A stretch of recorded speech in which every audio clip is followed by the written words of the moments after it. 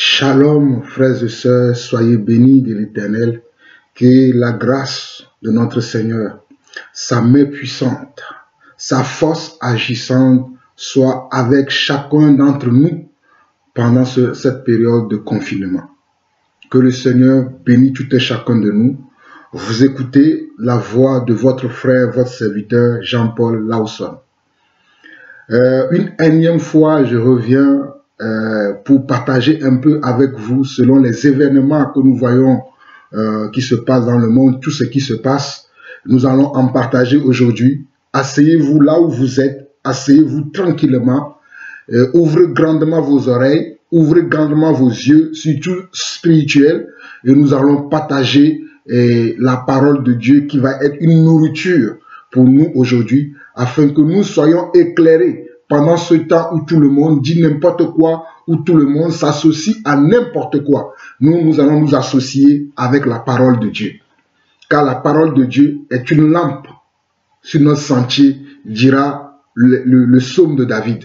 Donc soyez bénis. Avant toute chose, remettons cet instant entre les mains de notre Seigneur, notre Père, le Seigneur Jésus-Christ. Éternel, notre Dieu, nous te bénissons. Oh Papa, reçois la louange, reçois la gloire, reçois la majesté, oh mon Dieu, mon roi, mon Seigneur. Merci pour cette occasion que tu me donnes encore ce matin, de pouvoir venir devant toi et te glorifier, t'élever, te magnifier. Oh toi, le Dieu Tout-Puissant, celui qui dit et la chose arrive, celui qui ordonne et elles existent, c'est toi, Papa. Éternel notre Dieu, nous te bénissons encore. Mais Père, sois apaisé envers nous qui sommes ton peuple. Sois apaisé envers les nations. Sois apaisé, Seigneur Dieu, envers les pays. Sois apaisé envers les méchants, Papa. Dans ta colère, ne nous détruis pas, Seigneur.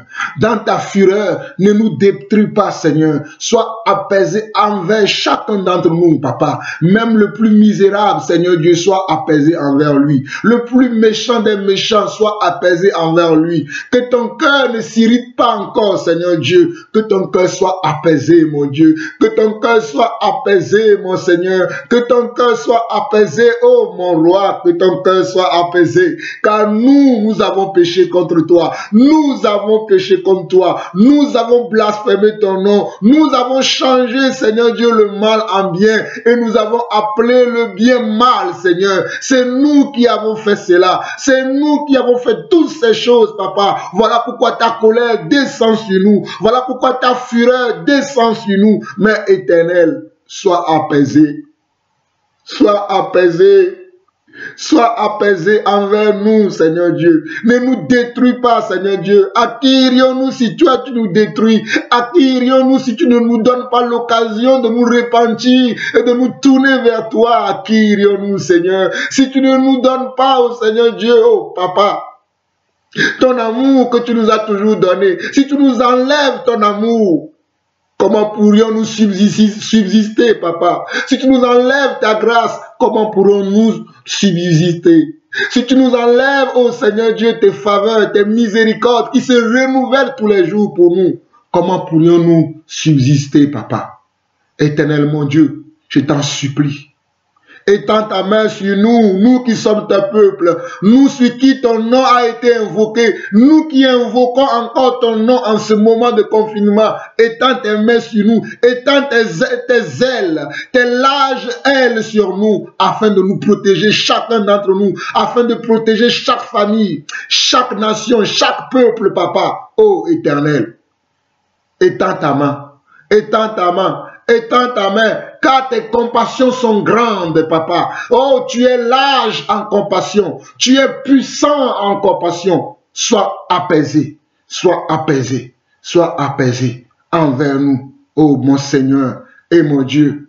Merci, Papa. Donne-moi le privilège ce matin de pouvoir m'adresser à tes enfants, de pouvoir m'adresser au monde entier, Papa, dans ce message que tu as mis dans mon cœur et que ce matin, tu m'as encore réveillé avec ce message qui est très fort dans mon cœur. Vas-y maintenant, c'est le temps, c'est le moment. Oh mon Seigneur, Où est mes bouches? Où est ma bouche? Où est mes lèvres ce matin? Où est ma bouche? Où est mes lèvres ce matin? Afin que tout ce qui est de la chair soit écarté de ma tête. Tout ce qui est de la chair soit écarté de mes sentiments. Afin que je puisse annoncer ta parole avec exactitude. Gloire à toi, Seigneur. Honneur à toi, Seigneur. Merci, Seigneur. Au nom de Jésus-Christ, j'ai ainsi prié. Amen. Frères et sœurs, je vous l'ai dit, asseyez-vous tranquillement là où vous êtes. Préparez-vous parce que nous allons partager la parole. Je ne sais pas combien de temps cette vidéo va durer. J'essaierai de faire court, mais je vous assure qu'il y a beaucoup de choses à partager. Regardez, tous les versets que j'ai notés, ils sont nombreux, tous les versets que j'ai notés. Tout ce que Dieu m'a permis d'étudier depuis quelques jours, et surtout depuis hier, et ce matin encore, ce que Dieu m'a mis à cœur, ce sont beaucoup de choses qui sont grandes. Mais avant de commencer la parole même, j'aimerais dire à mes frères et sœurs un peu partout dans le monde entier que nous devons faire attention. Ce n'est pas le moment de nous diviser. Je le dis encore, je le répète, ce n'est pas le moment de nous diviser. Les uns qui disent que non, le coronavirus, ce n'est pas Dieu qui envoie ça. Les autres qui disent que le coronavirus n'a rien à voir avec Ésaïe 26. Les autres qui disent que le coronavirus, ça ne sert à rien. C'est parce que les gens n'ont pas l'hygiène. C'est pour ça qu'il y a le coronavirus. Mes frères et sœurs, la Bible dit, soyons lents à parler. Soyons lents à parler. Parce que la bouche qui parle trop ne risque pas de pécher. Je dis bien, la bouche qui parle trop ne risque pas de pécher. Risque plutôt de pécher. La bouche qui parle beaucoup risque plutôt de pécher. Parce que tu parles trop et tu pourras dire n'importe quoi. Donc j'aimerais dire à tous nos frères un peu partout dans le monde entier, que ce soit ici où je suis en France ou que ce soit au Canada, aux États-Unis, en Afrique, sur tous les 5 continents, j'aimerais dire à tous mes frères, je dis bien tous mes frères, je parle d'abord à mes frères qui ont reçu le même esprit que moi, c'est-à-dire le Saint-Esprit, qui ont reconnu le Seigneur Jésus-Christ comme leur Dieu, que ce n'est pas le moment de nous diviser. Ce n'est pas le moment de nous chamailler. Ah, les uns sont pour un tel, les autres sont pour un tel. D'ailleurs, je ne veux pas que quelqu'un soit pour moi, Jean-Paul Lawson. Soyons pour Jésus-Christ. Comprenez ce que je suis en train de dire. Je ne veux pas que quelqu'un dise que moi, je suis pour moi. Et qui suis-je? Un serviteur inutile. Qui suis-je? Un serviteur inutile. Et je répète encore, ce n'est pas le moment de nous diviser, de nous chamailler. Parce que j'ai vu les enfants de Dieu en train de se chamailler. Non, je ne veux plus te parler. Non, vas-y, moi c'est fini. Parce que non, ce n'est pas le moment. Je parle bien des enfants de Dieu véritables. Mon frère, ma soeur, nous ne savons pas tout. Même ce que je vais vous révéler aujourd'hui, cela ne veut pas dire que je sais tout. Car il est écrit dans 1 Corinthiens chapitre 13 que nous connaissons en partie et nous prophétisons en partie. Ce matin, je vais prophétiser en partie. Peut-être un autre frère sur un autre continent ou peut-être dans une autre ville, dans un autre pays, pourra venir compléter ce que moi je dis parce que je connais en partie. Je n'ai pas la monopole de toute la pensée de Dieu, car Dieu a révélé à tout un chacun de nous une forme de sa pensée que nous véhiculons, chacun selon la mesure du don et de la grâce de Dieu. Donc ce n'est pas le moment de nous chamailler, de discuter. Oui, un tel a dit, surtout ceux qui sont là à dire que oui, Ésaïe 26 ne concerne pas le coronavirus. Nous allons voir si cela concerne le coronavirus ou pas. Nous allons le voir tout à l'heure. Deuxième chose, avant que nous allons plus loin, il y a beaucoup de gens qui m'ont posé des questions. Oui, est-ce qu'on peut invoquer le sang de Jésus? Est-ce qu'on peut parler du sang de Jésus? Mes frères et sœurs, je dis encore, si vous ne savez pas, ne racontez pas n'importe quoi aux gens. Je dis encore cela. Je ne vais pas beaucoup m'attarder sur le sang de Jésus, mais je dis encore, si quand on ne sait pas, ne racontons pas n'importe quoi. Voilà ma réponse pour tout le monde, pour que chacun comprenne et ce que nous devons savoir. Bien sûr que nous pouvons parler du sang de Jésus dans nos prières. Je donne un exemple. Si je prie et dis, Seigneur, merci pour ton sang que tu as versé pour la croix pour moi. Oh, je sais qu'à cause de ce sang, je suis sauvé. Est-ce que c'est un péché? Donc, faisons attention à ce que nous racontons aux gens. N'invoquons pas le sang de Jésus, non mais c'est n'importe quoi. Deuxième chose, deuxième exemple. Nous savons qu'il est écrit dans les Écritures, selon Hébreux chapitre 9, Hébreux 10, que sans effusion de sang, il n'y a pas de pardon. Et nous savons que ce n'est pas l'effusion de sang de Jésus-Christ que nous avons reçu le pardon et que nous sommes maintenant comment? Maintenant sauvés. S'il n'y avait pas eu le sang de Jésus. D'ailleurs, quand nous regardons dans l'ancienne alliance, nous regardons dans Exode, dans Lévitique, tout ce qui s'est passé avec Moïse, quand ils étaient encore en Égypte, ce n'est pas le sang de l'agneau qu'ils ont mis sur les linteaux de leur porte qui ont été leur salut, qui est une préfiguration du sang de Jésus-Christ sur la croix. Je répète encore, le sang de l'agneau que les Israélites ont mis sur les linteaux de leur porte lorsqu'ils étaient encore en Israël, cela a été leur salut. Ça, c'est une préfiguration, c'est une préfiguration du sang que Jésus a versé à la croix de Golgotha. Non, si je prie, je dis Seigneur, avant même, le sang d'Abel, Abel a été tué, son frère l'a tué. Mais la Bible dit que le sang d'Abel parle plus fort. Pourtant, Abel était mort. Mais la Bible dit que le sang d'Abel criait jusqu'à Dieu. La Bible dit que le sang d'Abel criait jusqu'au ciel. Dieu attendait Abel par son sang. Mes frères, s'il vous plaît, je vous assure, surtout les enseignants de la parole, mes frères, arrêtons de nous diviser en ce moment.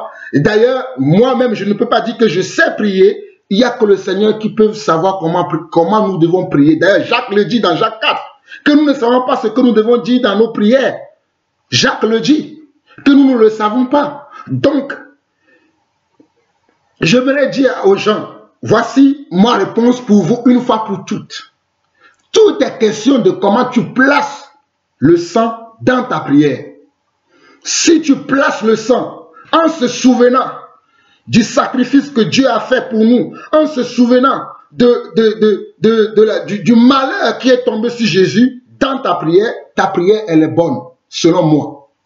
Après, on peut ne pas être d'accord, mais moi je prierai, je vous le dis. Moi, Jean-Paul Lawson, si toi tu veux prier, tu ne veux pas invoquer le sang de Jésus, c'est ton histoire. Moi, je prierai en invoquant le sang de Jésus. Mais dans quel sens? C'est le sens qui est important. Le sens parce que je me rappelle. Je mets ça en souvenir. On chante souvent que « Souviens-toi de la grâce de Dieu et bénis le roi des rois ». Mais quand je me souviens de la grâce de Dieu, je me souviens du sang qu'il a versé. Je peux dire « Seigneur, oh merci pour le sang que tu as versé pour moi. Je sais qu'à cause de ce sang, je suis sauvé, je suis délivré, je suis libéré. » Ben oui. Est-ce que toi tu vas me dire, ah pourquoi il invoque le sang? Mes frères et sœurs, je vous assure, arrêtons avec le politiquement correct dans l'église. L'église n'est pas un parti politique.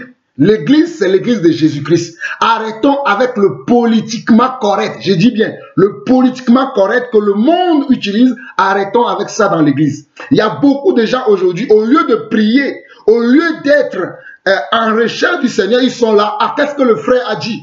Ah, le frère a dit ça, je ne suis pas d'accord, je vais le corriger. Qu'est-ce que la sœur a dit? La sœur a dit ça, je ne suis pas d'accord, je vais le corriger. Mes frères et sœurs, tels que vous me connaissez, j'aime aussi corriger les gens. Mais ce n'est pas dans toutes les corrections que j'aime aller. Il y a certaines choses, même si nous voyons que le frère a mal fait, on n'a pas besoin tout le temps de faire des histoires et des histoires, parce que non, le Seigneur va corriger nous tous. Le Seigneur peut nous corriger nous tous. Mais comme moi je viens de vous le dire, moi je prie encore et j'invoque le sang de Jésus. Mais je vous ai expliqué comment je l'invoque. Je ne l'invoque pas comme si c'est le sang, comme je ne prie pas, je dis au nom du sang de Jésus-Christ. Ça, ce n'est pas bien.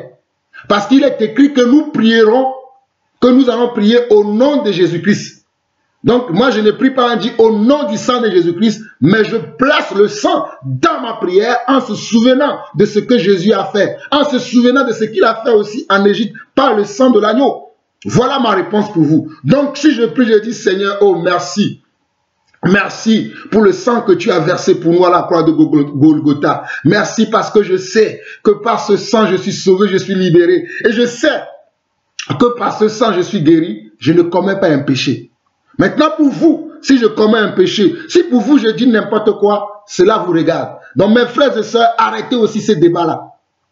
Je répète encore, arrêtons aussi ces débats concernant le sang de Jésus. Mais si vous voulez continuer ce débat, moi je ne serai pas dedans. Vous voulez savoir mon avis, je viens de vous donner mon avis. Et s'il vous plaît, moi je suis en quarantaine, je cherche Dieu. Si vous voulez être dans les distractions, les gens sont dans les distractions, ils sont sur Facebook, YouTube et sur tous les réseaux sociaux, juste pour commenter. Qu'est-ce que le frère a posté aujourd'hui? Qu'est-ce que le frère a dit dans sa prédication? Il a dit ça, bam, bam, bam, bam, bam, bam, bam. Moi je ne suis pas d'accord. Et puis ça commence. Oh, on est où là? On est où là? On est dans l'église. Nous sommes en train de nous aimer. Nous sommes en train de nous édifier. Je vous parle en tant qu'apôtre. Voilà les choses que nous devons éradiquer en ce moment. Soyons unis dans la paix pour que nous puissions faire avancer le royaume de Dieu. Soyez bénis pour celui qui a des oreilles pour entendre. Maintenant, je l'ai dit dès le départ que je connais en partie. Parce que je sais que là, même cette vidéo-là, il y aura des gens qui vont commenter encore. Le frère a dit ça. Le frère a dit ceci. Moi, ce que je connais en partie, je vais partager avec vous parce que je ne suis pas le seul qui a été oint du Saint-Esprit. Nous sommes des milliers, des dizaines de personnes qui sont oints du Seigneur aujourd'hui pour apporter sa parole à son peuple. Soyez bénis. Amen. Nous allons commencer par Ecclésiaste, chapitre 1. Oh, alléluia! Que le Seigneur soit béni. Ma joie est grande ce matin parce que nous allons être éclairés. Alléluia. Nous allons être éclairés. Je vous assure qu'à la fin de ce partage, si tu n'es pas éclairé, ou du moins, si tu n'as pas une petite lumière, je dis bien une chouïa, regardez une chouïa de lumière comme ça, je m'étonnerai. Mais je vais quand même essayer de faire de mon mieux grâce au Saint-Esprit, que le Saint-Esprit soit béni. Donc, dans Ecclésiaste chapitre 1, le premier chapitre d'Ecclésiaste, il est écrit ceci. Ce qui a été, c'est ce qui sera, et ce qui s'est fait, c'est ce qui se fera. Il n'y a rien de nouveau sous le soleil. Ecclésiaste chapitre 1, verset 9 dit ceci. Ce qui a été, c'est ce qui sera, et ce qui s'est fait, c'est ce qui se fera. Il n'y a rien de nouveau sous le soleil. Il n'y a rien de nouveau sous le soleil. Mes frères et sœurs, il n'y a rien de nouveau sous le soleil. Ce qui a été, c'est ce qui se fait encore.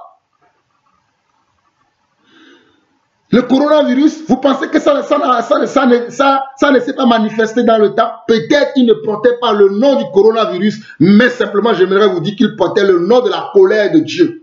La colère de Dieu, quand il se manifeste, c'est ce genre de choses qui arrivent. La peste, les maladies, les rivalités, les combats entre les nations. Ça, c'est la colère de Dieu. Ne savez-vous pas que Dieu, quand il veut mettre sa colère sur la terre, il peut susciter dans le cœur d'une nation une haine contre une autre nation? Lisez les Écritures, mes frères et sœurs. Vous manquez de connaissance de la parole. Allez lire les Écritures. Allez lire 1 roi, 2 rois. Allez lire comment David a fait beaucoup de guerres. Saül a fait beaucoup de guerres. Qui l'a mandaté à faire cela? Le Seigneur. Parce que le Seigneur avait comment? Une colère contre certaines nations. Donc je dis que ce qui a été, c'est ce qui est et c'est ce qui sera. J'essaie de vous expliquer d'où vient le coronavirus. Parce qu'aujourd'hui, il y a des fake news. Il y a des... Mes frères et sœurs, j'aimerais aussi vous interpeller, vous qui êtes sur Facebook là, et je dis WhatsApp plutôt, et que vous envoyez souvent des messages. Tout message vous envoyez. Même moi-même, j'en ai fait le fruit de certains messages que j'ai publiés alors que ces messages n'étaient pas vrais. Vous voyez comment on peut être dans l'erreur?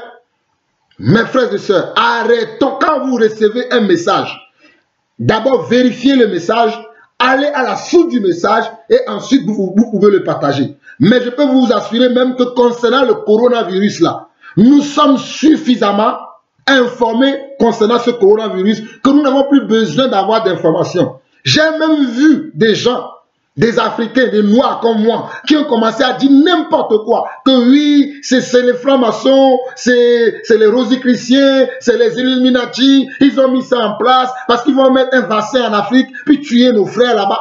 Tout le monde dit n'importe quoi aujourd'hui. Tout le monde est inspiré maintenant. Et tout le monde parle. Depuis le premier jour où j'ai parlé du coronavirus, cela ne veut pas dire que je dis que moi je suis mieux que les autres ou que moi je savais. Hein. Depuis que le coronavirus a commencé, j'ai voulu parler, partager par rapport à ça. Dieu m'avait amené à partager Job 4, verset 9. Job 4, verset 8 et 9, que je vais repartager encore aujourd'hui pour vous montrer que cela, c'est la colère de Dieu. Ça n'a rien à voir avec les Illuminati, tout ceci, cela. Regardez aujourd'hui, que tu sois même puissant, hein, les chefs d'État sont concernés. Je dis bien les chefs d'État, les présidents. Regardez, même à Londres, Boris Johnson, contaminé. Hein? Le royaume, Prince Charles, contaminé. Vous pensez que ces gens-là, ils n'ont pas d'hygiène chez eux? Vous pensez que ces gens-là, ils ne sont pas riches, ils ne sont pas puissants? Mais le coronavirus ne connaît ni riche, ni pauvre, ni puissant. Il ne connaît ni celui qui est fort, ni celui qui est faible. Nous allons le voir dans les Écritures. Dieu est en train de détruire l'orgueil de l'homme sous nos yeux et nous sommes là en train de dire n'importe quoi. Je dis bien, Dieu est en train de détruire l'orgueil de nous les hommes. Nous sommes là, nous racontons n'importe quoi. Calmons-nous, nous allons voir. Nous allons continuer, je vais aller dans Ecclésiaste chapitre 7 maintenant. Ecclésiaste chapitre 7. Nous allons lire le verset 14. Ecclésiaste chapitre 7, le verset 14. Suivez-moi attentivement. Il dit, oh alléluia, au jour du bonheur, sois heureux. Et au jour du malheur, réfléchis. Au jour du bonheur, soyons heureux mes frères et sœurs. Le bonheur, quand le bonheur est là, tout le monde va, toute chose va bien, tout va de bon train. Soyons comment? Heureux. Voilà ce que Ecclésiaste nous conseille. Mais il dit, le jour du malheur, réfléchis. Donc dans ce temps-là, nous devons réfléchir. J'interpelle tous mes frères et sœurs un peu partout dans le monde que c'est le moment que nous puissions réfléchir sur la volonté de Dieu. C'est le moment où nous puissions réfléchir sur la pensée de Dieu. C'est le moment où nous devons nous calquer sur la volonté de Dieu. Ce n'est pas le moment de nous chamailler, de chercher à avoir raison à tout prix. Même si à la fin de ce partage, vous voulez me lapider, lapidez-moi. Mais au moins je vous aurais dit la vérité. Et croyez-moi, même à la fin de ce partage d'aujourd'hui, je serai un peu distant avec tous les réseaux sociaux. Je vous l'annonce déjà. Parce que je sais que certains seront touchés. Oh, on n'attend plus le frère. Non, Dieu n'a pas besoin forcément de nous pour faire quelque chose dans le monde. Dieu peut faire des choses sans passer par nous. Qu'est-ce que vous croyez? Vous pensez que oui, non, Dieu peut faire des choses dans ce monde sans passer par nous. C'est mon dernier message. Et je sortirai de mon silence après le confinement selon la volonté de Dieu. Je vous préviens. Parce que je sais que beaucoup, oh frère, on ne t'attend plus. Non, même que la terre s'écroule, je vais rester dans moi je serai en train de réfléchir. Je serai en train de réfléchir. Et il dit la suite, Dieu a fait l'un comme l'autre. Et écoutez bien, hein. Écoutez bien, Ecclésiaste 7, verset 14 dit, au jour du bonheur, sois heureux, et au jour du malheur, réfléchis. Dieu a fait l'un comme l'autre, afin que l'homme ne découvre à rien ce qui sera après lui. Afin que l'homme ne découvre en rien ce qui sera après lui. Vous voulez découvrir tout? Non, la Bible dit que les choses cachées sont pour qui? Sont pour Dieu. Et les choses révélées sont pour nous les rois, les hommes. Alléluia. Voilà ce que la Bible dit. Donc on dit Dieu a fait l'un comme l'autre. Et il a fait quoi? Il a fait le jour du bonheur et il a fait aussi le jour du malheur. C'est Dieu qui l'a fait. Donc je vous ai dit déjà, moi je ne vais pas faire comme certains prédicateurs qui vont vous dire non mais on ne sait pas ce que c'est que le coronavirus. Moi je sais ce que c'est que le coronavirus. Je sais, voilà pourquoi je parle. Le coronavirus c'est la colère de Dieu. Vous n'avez pas lu Matthieu 24? Jésus n'a-t-il pas dit ce qui devait arriver avant sa prochaine venue, avant son retour imminent? Jésus n'a-t-il pas annoncé cela dans Matthieu 24? Il a dit ce qui doit se passer. Mes frères et sœurs, si nous suivons chronologiquement les choses qui se sont passées même l'année dernière, souvenez-vous de l'année 2019, on a commencé l'année avec des cyclones. Après, il y a eu des inondations. Après, il y a eu comment? Il y a eu des tremblements de terre. Même en Italie, l'année dernière, il y a eu des tremblements de terre. Après cela, l'Australie, écoutez-moi très bien, je vous rappelle l'histoire. Moi, je suis scrupuleusement l'histoire. Mes frères et sœurs, vous savez, je ne suis pas quelqu'un qui aime beaucoup parler, mais je suis quelqu'un qui observe beaucoup. Nous devons observer parce que j'ai réfléchi. Je vois beaucoup. Et il y a eu comment? Il y a eu l'incendie. Où? En Australie. En Australie, le feu qui a commencé à ravager l'Australie. Souvenez-vous très bien qu'il y a eu beaucoup de pompiers. Oh my God. Chandorobosate. Il y a eu beaucoup de pompiers qui ont voulu éteindre le feu qui embrasait l'Australie. Vous ne savez pas cela. L'Australie est un pays qui est beaucoup dans le mal. Un jour, le Seigneur me permettra de revenir sur l'esprit qui conduit les nations. Maintenant, je reviens sur ce qui m'incombe aujourd'hui. Même avec leurs hélicos, l'aide du monde entier, je vous le dis, si vous ne le savez pas, avec l'aide du monde entier, ils n'ont pas pu éteindre le feu qui a atteint l'Australie. Ils n'ont pas pu l'éteindre. Et celui qui est à l'origine de ce feu, qui n'est que Dieu, il a fait envoyer la pluie du ciel. Oh, honorons Dieu, oh Seigneur, je m'incline devant toi, roi des rois, Seigneur des seigneurs. Lui seul, il a fait encore envoyer la pluie. Et l'incendie s'est arrêté. Voilà la révélation du Seigneur. Tout juste après cet incendie-là, écoutez-moi très bien, tout juste après cet incendie-là, en Chine, cela a commencé en novembre 2019. Je me rappelle, je me souviens très bien, parce que moi je scrute les événements qui se passent. Tout de suite à partir du mois de novembre, le coronavirus a démarré où? En Chine. Il a démarré petit à petit. Personne ne savait que cela devait atteindre tout le monde entier. Les grands, même les grands de France, les grands chercheurs, virologues, tout ça, là, ils étaient sur les plateaux de télé. Ceux qui nous disent aujourd'hui ne sortez pas, ils étaient sur les plateaux de télé. Oh non, ce n'est rien ça, ça ne va même pas arriver en France. Parce qu'ils ne savaient pas ce que Dieu faisait. Parce qu'ils ne savaient pas. Même nous ne savions pas. Moi-même, je ne peux pas vous dire que à ce moment-là, je ne savais pas que cela pouvait engendrer. C'est après que le Seigneur m'a révélé que non, c'est la poursuite de mes prophéties. Dans Matthieu 24, que tu vois comme ça, mon fils, rentre à l'intérieur de toi, commence à laver ta robe. Voilà la vérité, mes frères et sœurs. Réfléchissons.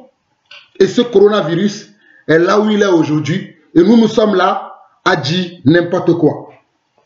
Pour vous montrer comment se manifeste la colère de Dieu, nous allons aller voir quelques passages de la Bible. Mes frères, il y a tellement beaucoup de choses à dire aujourd'hui, parce que je ne veux plus revenir dans une deuxième vidéo, troisième vidéo.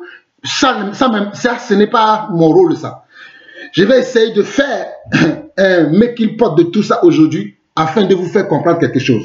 Allons dans Genèse. Je salue mon frère Afolabi de Lomé, qui a parlé des mêmes choses dans un enseignement depuis 2 semaines. Il parle de toutes ces choses parce que lui aussi c'est un serviteur de Dieu. Dieu l'utilise, Dieu lui parle. Je le salue, que la grâce de Dieu lui soit multipliée. Je reviens sur la parole dans Genèse chapitre 6. Nous allons lire du verset 5 au verset 9 pour voir comment la colère de Dieu s'est manifestée dans les temps anciens. Dans les temps anciens, comment est-ce que la colère de Dieu s'est manifestée? Quand nous lisons Genèse chapitre 5, nous lisons du verset, Genèse chapitre 6 plutôt, nous lisons du verset 5 au verset 9 très rapidement. Regardez ce que la Bible dit. L'Éternel vit que la méchanceté des hommes était grande sur la terre et que toutes les pensées de leur cœur se portaient chaque jour uniquement vers le mal. L'Éternel, c'est qui l'Éternel? Je vais vous le dire tout simplement. L'Éternel, c'est le Dieu d'Abraham, d'Isaac et de Jacob. Voilà son nom. Il s'appelle encore Je suis. Voilà son nom. C'est lui qui dit, qu'il vit la méchanceté des hommes était grande sur la terre et que toutes les pensées de leur cœur se portaient chaque jour uniquement vers le mal. L'Éternel se repentit. Regardez, l'Éternel se repentit d'avoir fait l'homme sur la terre et il fut affligé en son cœur. Et l'Éternel dit, j'exterminerai de la face de la terre l'homme que j'ai créé, depuis l'homme jusqu'au bétail, aux reptiles et aux oiseaux du ciel, car je me repens de les avoir faits. Verset 8. Mais Noé, alléluia, j'espère que quelqu'un sera dans l'esprit de Noé aujourd'hui. Mais Noé trouvait grâce aux yeux de l'Éternel. Voici la postérité de Noé. Noé, on ne va pas lire ces passages-là. Parce que si je veux lire tout ça, tellement il y a beaucoup de choses à passer. Je suis en train de vous parler du déluge. Comment est-ce que le déluge est arrivé? Le déluge est arrivé parce que la colère de Dieu devait se manifester. Et voilà comment Dieu a commencé à dire, je me repens d'avoir créé l'homme. Dieu dit ça, je me repens d'avoir créé l'homme. Parce que la méchanceté de l'homme était grande sur la terre. Mes frères et sœurs, regardez dans le monde dans lequel nous vivons aujourd'hui. Nous appelons le mal bien et nous appelons bien mal. Même dans l'église, alléluia. Aujourd'hui, on célèbre des mariages homosexuels dans l'église. Homme et homme s'embrassent dans l'église et on dit que le Seigneur vous bénisse. Alors que dans Romains chapitre 1, il est écrit que non, les gens ont laissé l'usage naturel de la femme pour se tourner vers comment? Les hommes ont laissé l'usage naturel de la femme. Dans l'église, il y a ça. Ok. Une deuxième chose, Dieu a dit que celui qui veut être prédicateur de la parole, qu'il soit marié. Le Vatican, écoutez-moi très bien, le Vatican, qui est un État aussi, nous, le Seigneur nous permettra, nous allons vous révéler des choses. Le Vatican aussi, qui est un État, a décidé que les hommes qui sont là-bas, eux, ils ne vont pas se marier. Voilà maintenant ces hommes-là, oh, aïe, aïe, aïe, aïe, aïe, aïe, aïe, papa, hey, j'en ai ma conseiller. Oh Seigneur, sois apaisé dans ta colère.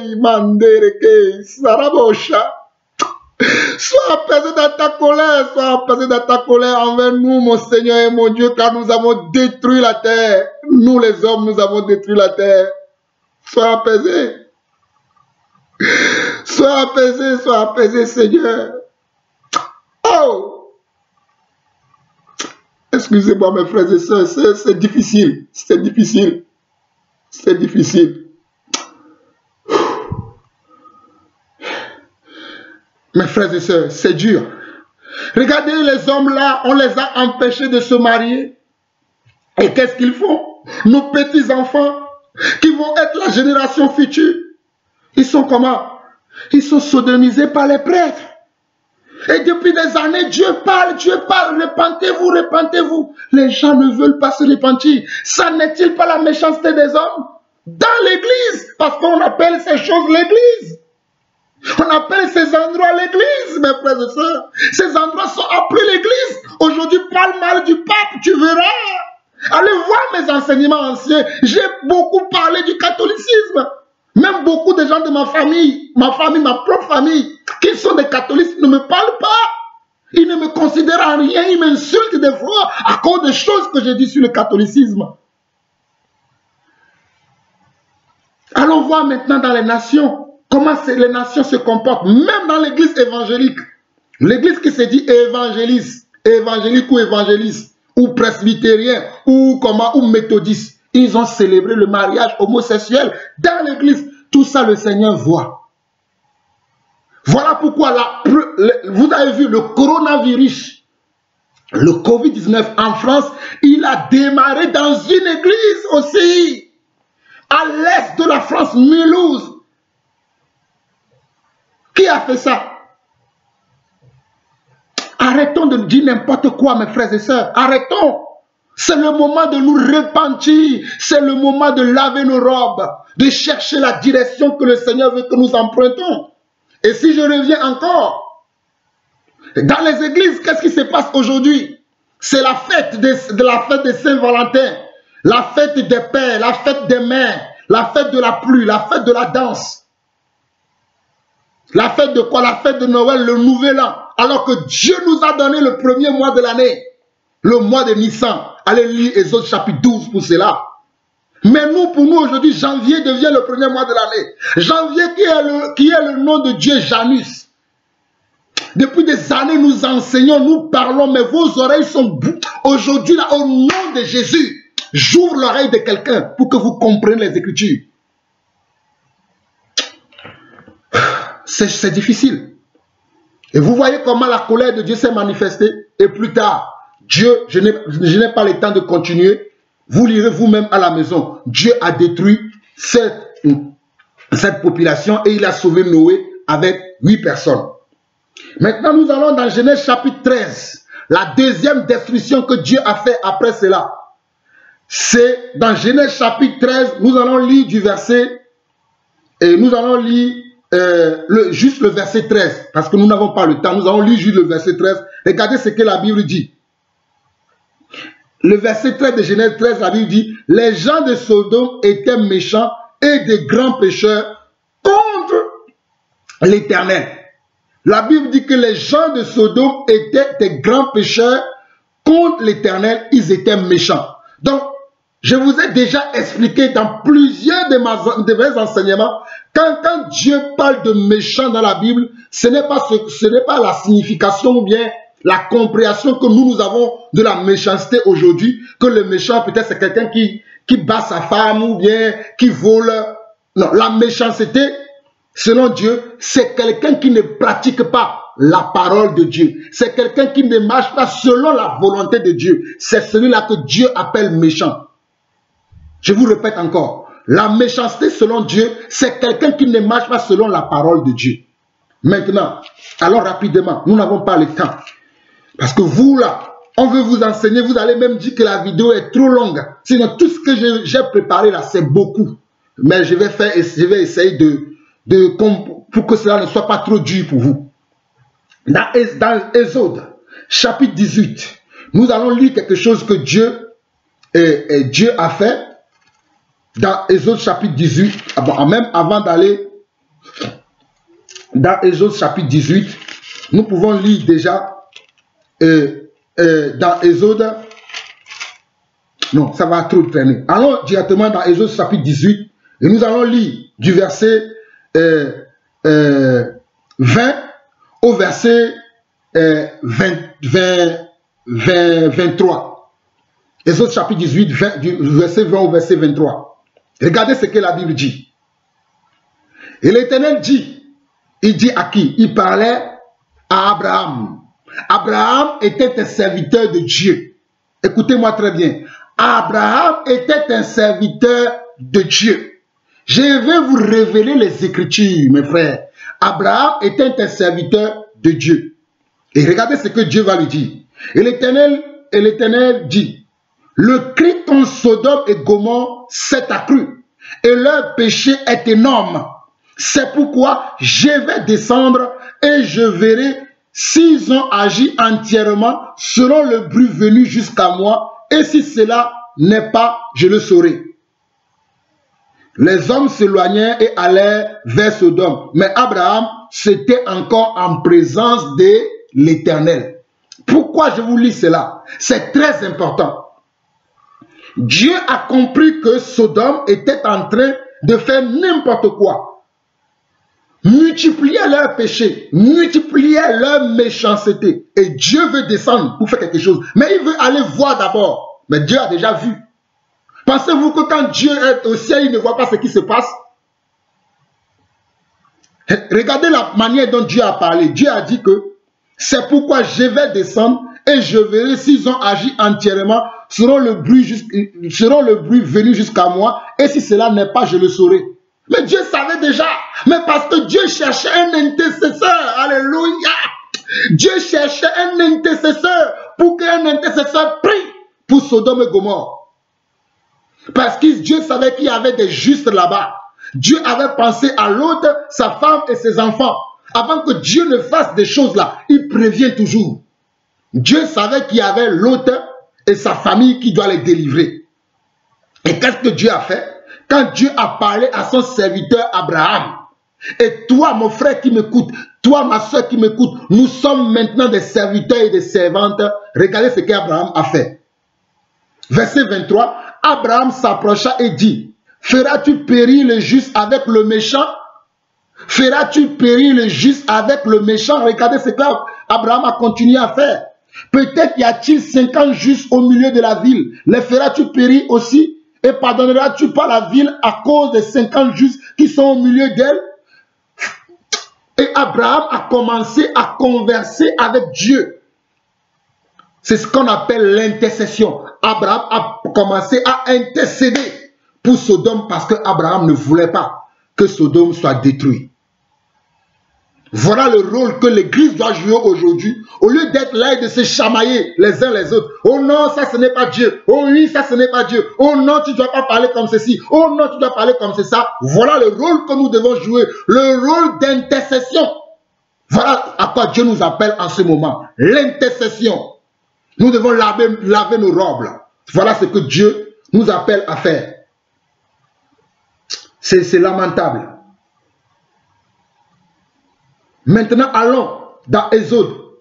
Nous allons voir aussi ce qui s'est passé dans Exode. Exode, très rapidement. Nous n'avons pas le temps.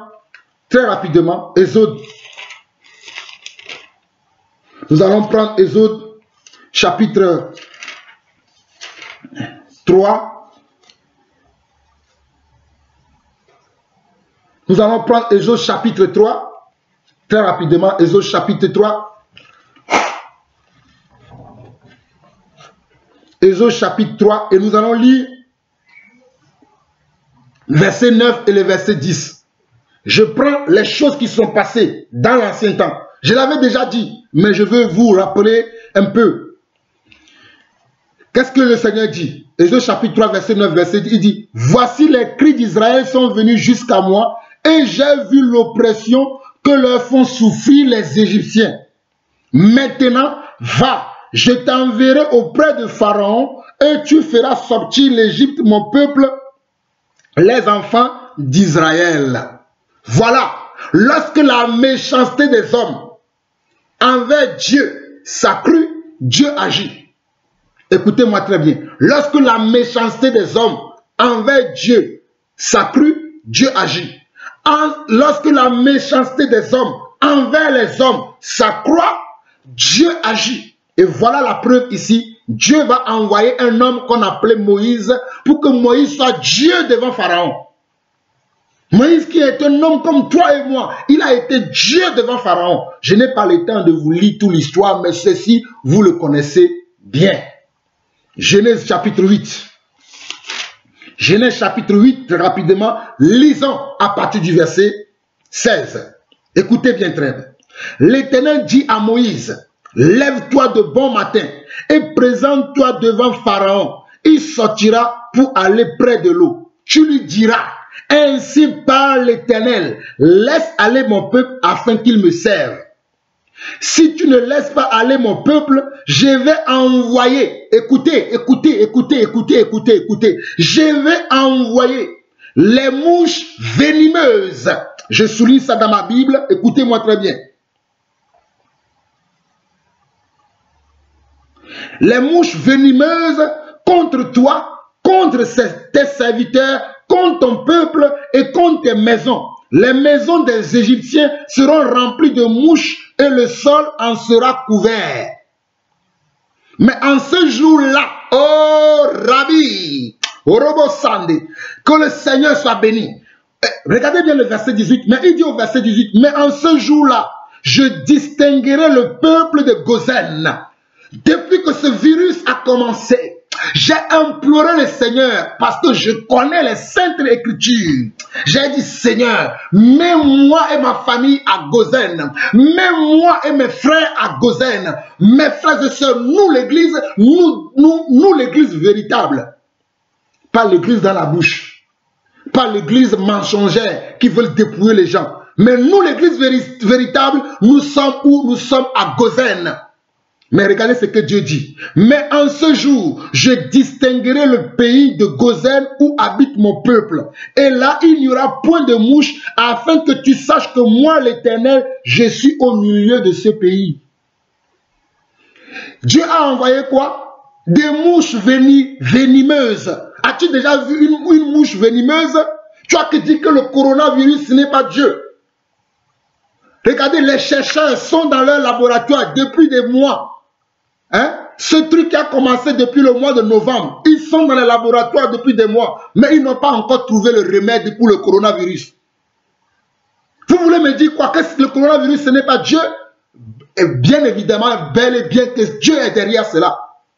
Même si vous pensez que c'est les francs-maçons, même Dieu peut mettre cette pensée-là dans le cœur de l'homme, non? Souvenez-vous de la tour de Babel, lorsque les hommes ont commencé à créer la tour de Babel, par le roi Nimrod,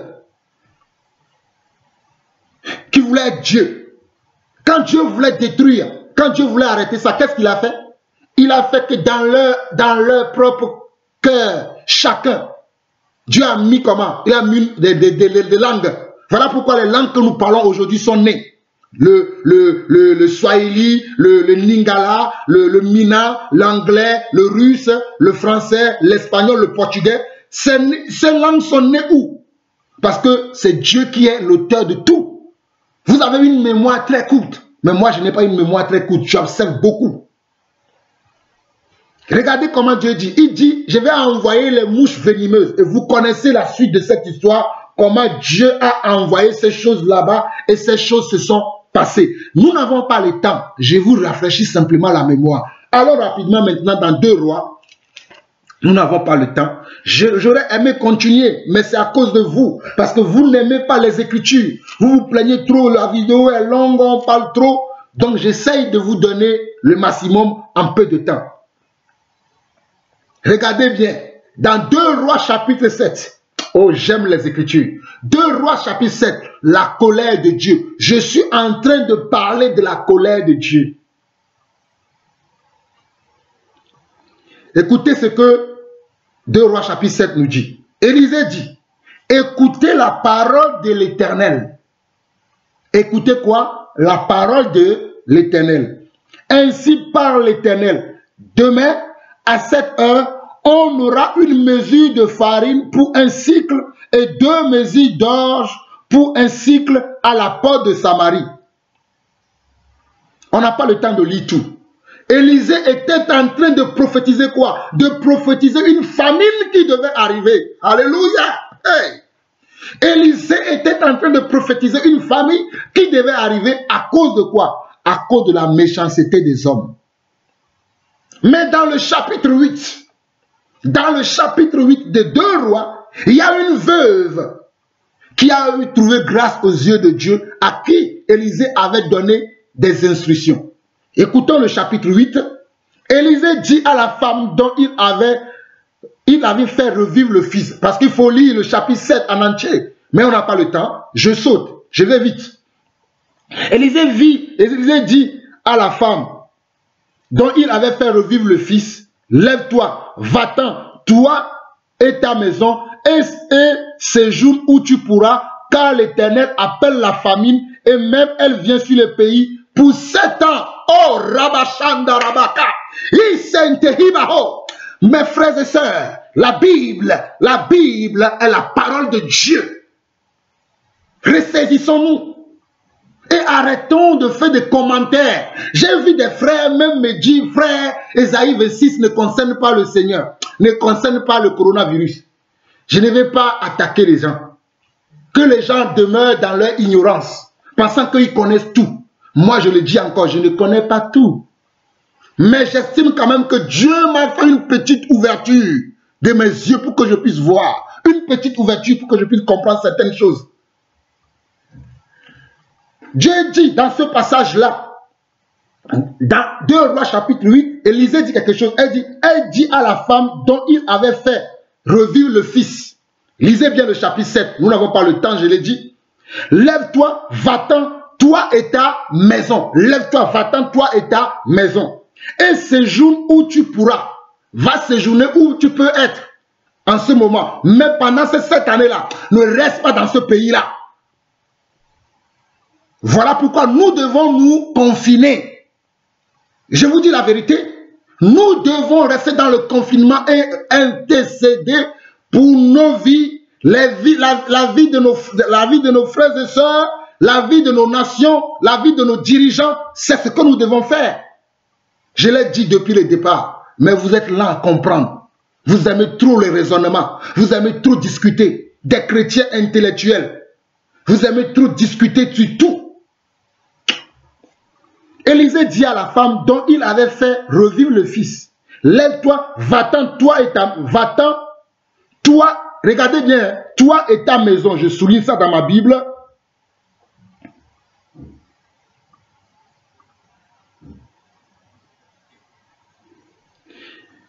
Appelle la famine, et il dit, appelle la famine, et même elle vient sur le pays pour 7 années. Si tu lis le verset dont dit, la femme se leva, et elle fit selon la parole de l'homme de Dieu. Elle s'en alla, elle et sa maison, et séjourna 7 ans au pays des Philistins. Mes frères, dans le cas présent, il n'y a aucun pays dans le monde, je pense que le monde compte 154 pays, si mes souvenirs sont bons. Et il n'y a aucun pays dans le monde aujourd'hui qui n'a pas été atteint par le coronavirus. Tous les pays sont atteints. Bon, après, la graduation de la manifestation du virus est différente selon chaque pays. Mais tous les pays sont atteints. Tous les pays sont atteints. Je dis tous les pays. Donc, il n'y a pas un pays dans lequel tu vas dire, je vais aller là-bas, là-bas, c'est mieux. Non. Même les riches, je vous présente même les riches, le royaume d'Angleterre. Toi, tu es riche plus que la reine d'Angleterre. Regardez, au Canada, Justin Trudeau, sa femme. En France, ici, les ministres. Nous sommes comme, mes frères et sœurs, ouvrons grandement nos oreilles pour écouter la parole de Dieu. Et qu'est-ce qui s'est passé?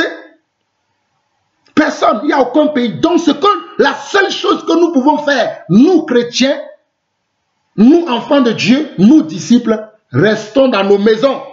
Comme à Gozen, quand l'André-Tristeur passait là, les enfants de Dieu n'étaient pas dehors. Mais maintenant, mon frère, ma soeur, si toi tu me dis que tu as une foi, et je ne sais pas, de folie, de dingue, que tu préfères même pas être soumis aux autorités et aller te trimballer dans la rue, que Dieu te bénisse, vas-y. Nous ne sommes pas contre ça. Mais nous voulons nous soumettre aux autorités et nous voulons nous calquer sur les Écritures, prendre les choses qui sont passées parce que la Bible dit, alléluia, hey, hey, la Bible dit que ce qui a été écrit d'avance là était pour notre instruction. Mais réfléchissons un peu, les chrétiens d'aujourd'hui, réfléchissons. Réfléchis, mon frère. Ecclésiaste 7, le verset 14. Le jour du bonheur, sois heureux. Mais le jour du malheur, réfléchis. Alléluia. Le jour du malheur, réfléchis. 7 années de famine. Il a fallu que cette veuve, la veuve de Sarepta, puisse fuir pour aller sauver sa famille en restant chez les Philistins. Non, mon frère, moi je n'ai pas une prétention d'être plus grand pour que quelqu'un. Même si je suis à Gozen, même si Dieu va faire la distinction, ma famille et moi, nous restons chez nous. Que vous pensez que nous n'avons pas de foi, gloire à Dieu, nous n'avons pas de foi, nous sommes des peureux, nous resterons chez nous. Mais, ce qui est écrit là, c'est ça que moi je vous annonce. Faites comme vous voulez. Nous allons avancer, il n'y a pas de temps. Nous allons avancer. Regardons très rapidement. Très rapidement. Bon, je vais faire de mon mieux. Je vais faire de mon mieux très rapidement. Très rapidement. Allons dans Jérémie chapitre 17. Jérémie chapitre 17. Très rapidement. Nous n'avons pas le temps parce que vous êtes là à comprendre ces choses. Parce que ces choses-là, vous devez déjà les maîtriser. Mais vous êtes là à comprendre. Nous allons aller dans Jérémie chapitre 17, j'ai dit. Nous allons lire à partir du verset 19. Jérémie dit ceci dans Jérémie chapitre. Si vous avez le temps, lisez tout le chapitre. Là, je n'ai pas le temps. Je prends juste quelques passages pour vous interpeller. Jérémie dit, Ainsi, Jérémie chapitre 17, verset 19, à partir du verset 19, il dit, « Ainsi m'a parlé l'Éternel, va et tiens-toi à la porte des enfants du peuple, par laquelle entrent et sortent les rois de Juda et à toutes les portes de Jérusalem. Tu leur diras, écoutez la parole de l'Éternel, roi de Juda et tout Juda, et vous tous habitants de Jérusalem, qui entrez par ces portes. Ainsi parle l'Éternel. Prenez garde à vos âmes, ne portez point de fardeau le jour du sabbat, et n'introduisez point par les portes de Jérusalem.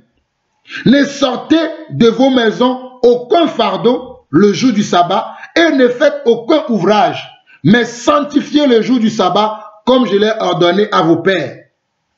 Ils n'ont pas écouté et ils n'ont pas prêté l'oreille. Ils ont raidi leur cou pour ne point écouter et ne point recevoir instruction.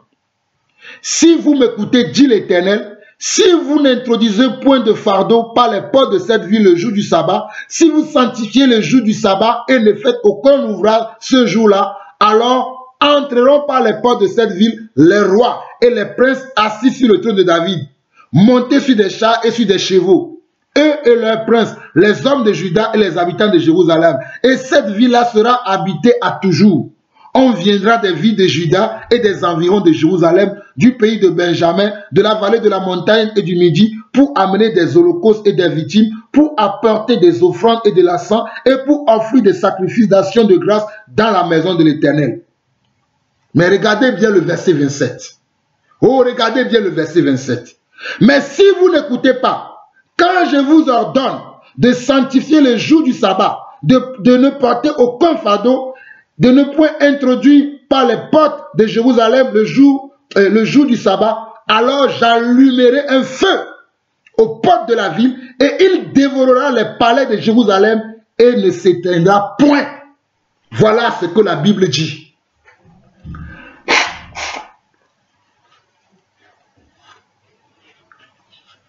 Voilà ce que la Bible dit dans Jérémie. Voilà le message que Jérémie annonce.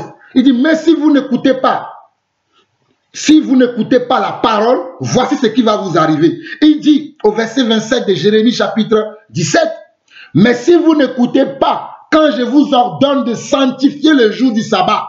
Aujourd'hui dans les églises, est-ce que les gens sanctifient le Seigneur? Non, ils font à leur tête de sanctifier le jour du sabbat, de ne porter aucun fardeau, de ne point en introduire par les portes de Jérusalem le jour du sabbat, alors j'allumerai un feu aux portes de la ville et il dévorera les palais de Jérusalem et ne s'éteindra point. Ça c'est quoi? C'est la colère de Dieu. Alléluia. Je souligne ça dans ma Bible.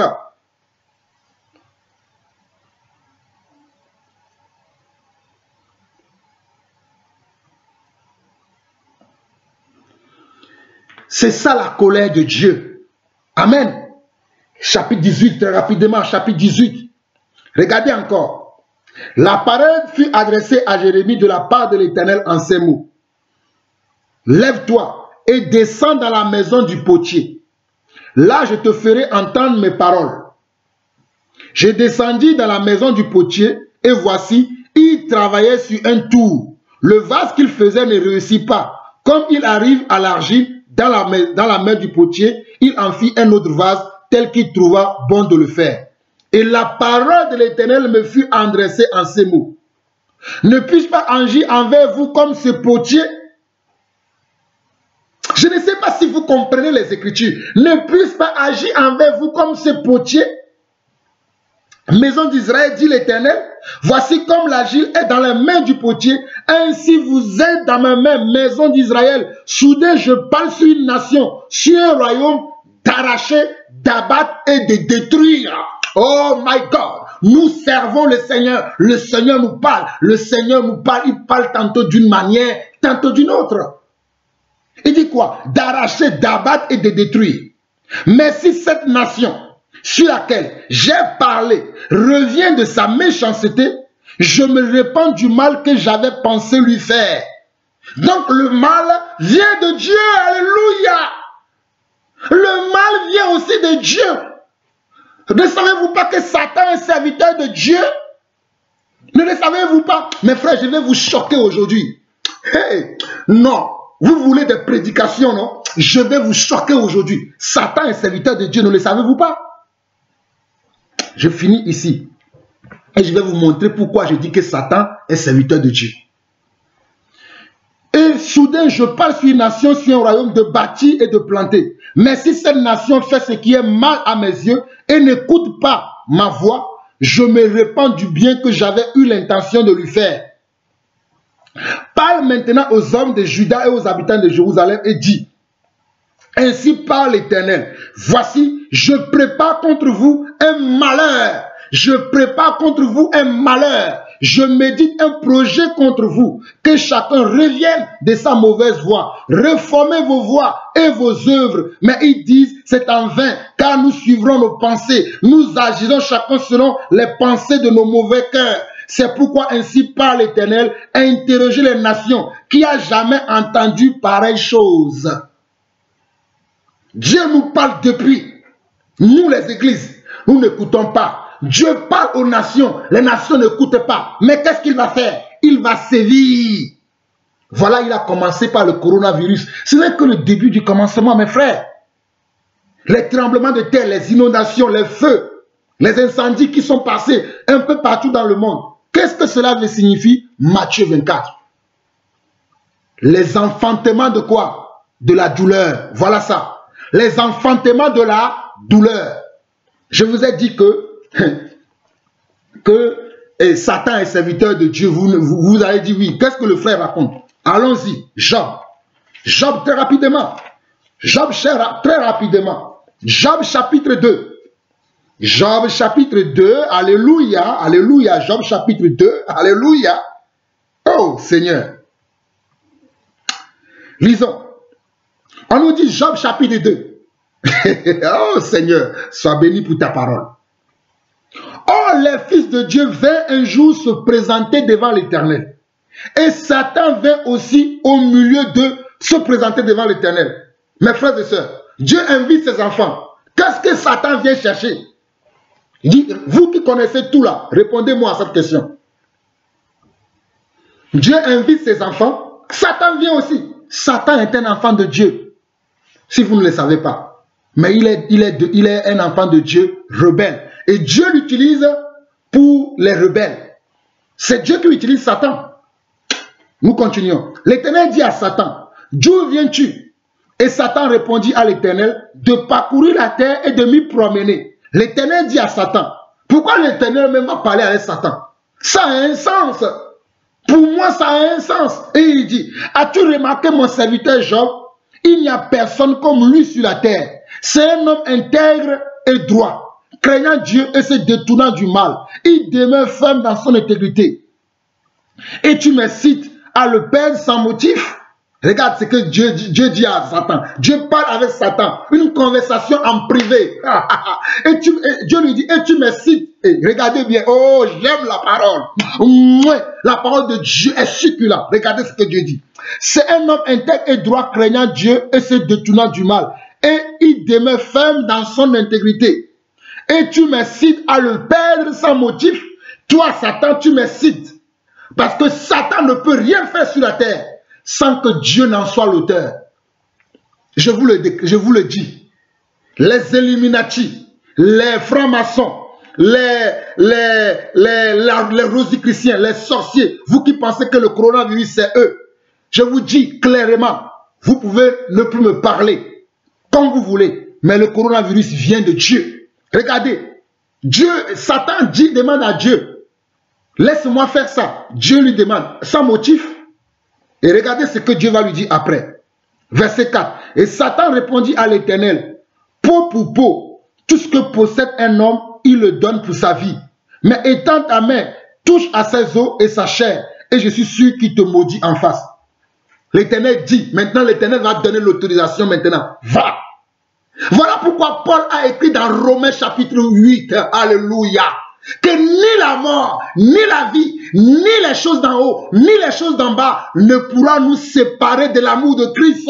Parce que nous qui sommes en Christ, nous sommes indestructibles, nous sommes immortels. Moi, je suis immortel. Même si le coronavirus là m'atteigne là, je ne mourrai pas, je vivrai et je raconterai les œuvres de l'Éternel. Et l'Éternel dit à Satan, voici, je te le livre, seulement épargne sa vie. Seulement épargne comment? Épargne sa vie. Et Satan se retira devant la face de l'Éternel, puis il frappa Job d'un ulcère. Et il frappa Job d'un ulcère malin depuis la plante du pied jusqu'au sommet de la tête. Qui est l'auteur de ça? Satan ou Job? Et Satan ou Dieu? Je vous pose la question, c'est simple. Qui est l'auteur de cette maladie qui a frappé Job de la plante du pied jusqu'à la tête? Est-ce Dieu ou Satan? Et Job prit un tesson pour se gratter et saisit sur la cendre. Verset 9, sa femme lui dit, tu demeures ferme dans ton intégrité, maudit Dieu meurt. Mais regardez la réponse de Job. Voilà un homme qui connaît son Dieu, qui sait que le bien ou le mal peut venir de notre Dieu. Moi, je bénis même Dieu quand tout le monde m'insulte. Je l'ai béni parce que je sais que cela m'amènera au plus haut sommet de ma foi. Sa femme lui dit, sa femme lui dit, tu demeures ferme dans ton intégrité. Maudit Dieu et meurs. Mais Job lui répondit, tu parles comme une femme insensée. Quoi? Nous recevons de Dieu le bien et nous ne recevrons pas aussi le mal? Et tout cela, Job ne péchait pas, ne pécha point par ses lèvres. Voilà la vérité. Le mal vient de Dieu. La colère de Dieu là nous atteigne. Acceptons la colère de Dieu. Ne soyons pas là à divaguer, à être dans les fake news. Scrutons les Écritures. Nous allons voir le coronavirus. Ok. Nous avançons. Ésaïe 13. Ésaïe 13. Très rapidement. Ésaïe 13. Ésaïe. Oh mes frères. Le temps. Oh le temps. Vous êtes des personnes qui n'aiment pas l'écriture. Sinon je peux même prendre 3 heures de temps là. Et vous parlez, mais vous êtes trop de feignants. Vous pouvez regarder un film à la télé pendant 4 heures. Mais quand c'est la parole là, vous aimez dormir. Ésaïe 13, très rapidement. Ésaïe 13. Ésaïe 13. Allons-y très rapidement. Ésaïe 13, nous allons lire le verset 11. Il y a tellement beaucoup de choses à lire ici, mais je n'ai pas le temps. Mais vous, lisez le chapitre en entier. Mais je vais vous lire le verset. Je vais vous lire le verset 11. Comprenez cela. Ce que Dieu dit dans Ésaïe 13, 11. Je punirai le monde pour sa malice. Je punirai qui? Le monde pour sa malice et les méchants pour leur iniquité. Je ferai cesser l'orgueil des hautains et j'abattrai l'arrogance des tyrans. Verset 12, je rendrai les hommes plus rares que l'or, je les rendrai plus rares que l'or d'Ophir. C'est pourquoi j'ébranlerai les cieux et la terre sera secouée sur sa base par la colère de l'Éternel des armées au jour de son ardente fureur. Je sais qu'il y aura encore des frères qui vont me dire, non, ce verset-là, ce n'est pas maintenant, ce n'est pas encore maintenant, non, ça va s'arriver. Mais, écoute-moi très bien, je suis en train de te parler de la manifestation de la colère de Dieu. Regardez, Dieu dit, je punirai le monde. Le coronavirus n'est-il pas une punition pour le monde à cause de nos péchés, nos iniquités, nos blasphèmes? Je punirai le monde pour sa malice et les méchants pour leur iniquité. Je ferai cesser l'orgueil des hautains. Allez voir aujourd'hui les grands scientifiques, les grands savants de la médecine. Le coronavirus là, il les a dépassés. Au moins, même pour le sida là, ils ont trouvé les préservatifs. Ils appellent quelque chose le préservatif, le condom ou le fémidome. Ils ont trouvé ça. Mais pour le coronavirus là, ni vaccin, ni médicament pour l'instant. La maladie te chope, tu te guéris toi-même. Je vous dis la vérité. Ça, il ne vous annonce pas ça. Mais quand le coronavirus te chope là, soit tu te guéris toi-même, soit tu meurs. Et quand tu meurs, c'est quoi? C'est le jugement de Dieu. Parce que la Bible dit que l'âme qui a péché, c'est cette âme-là qui meurt. Je punirai le monde pour sa malice et les méchants pour leurs iniquités. Je ferai cesser l'orgueil des hautains et j'abattrai l'arrogance des tyrans. Je rendrai les hommes plus rares que leurs faim et je les rendrai plus rares que leurs deux filles. C'est pourquoi j'ébranlerai les cieux. J'ébranlerai les cieux et la terre sera secouée sur sa base par la colère de l'Éternel des armées au jour de son ardente fureur. Ésaïe 23. Très rapidement. Dieu veut détruire l'orgueil des hommes. Il a dit bien clairement ici que, oh, alléluia, je rendrai, il dit, verset 11, il dit, je punirai le monde pour sa malice et les méchants pour leur iniquité et je ferai cesser l'orgueil. Dieu est en train de nous casser notre orgueil. Nous savons tout, nous connaissons tout, nous maîtrisons tout. Dieu est en train de le mettre en ruine, en pièces. Personne, même dans l'église, on n'est pas capable. Je vous dis la vérité, ne nous trompons pas nous-mêmes. Ésaïe 23, verset 9, il dit ceci. C'est l'Éternel des armées qui a pris cette résolution pour blesser l'orgueil de tout ce qui brille, pour humilier tous les grands de la terre. Ésaïe 23, verset 9, dit quoi? C'est l'Éternel des armées qui a pris cette résolution. Ce n'est pas moi, Jean-Paul Lawson, qui a pris la résolution, ni toi, mon frère, ni toi, ma soeur qui m'écoute, ni les nations, mais c'est l'Éternel. Oh, alléluia. C'est l'Éternel des armées qui a pris cette résolution pour blesser l'orgueil de tout ce qui brille, pour humilier tous les grands de la terre. Voilà ce que la Bible dit. Tous les grands de ce monde sont humiliés. Donald Trump, humiliation totale. Angela Merkel, humiliation totale. Justin Trudeau, humiliation. La reine d'Angleterre, humiliation. En France, humiliation pour nous tous.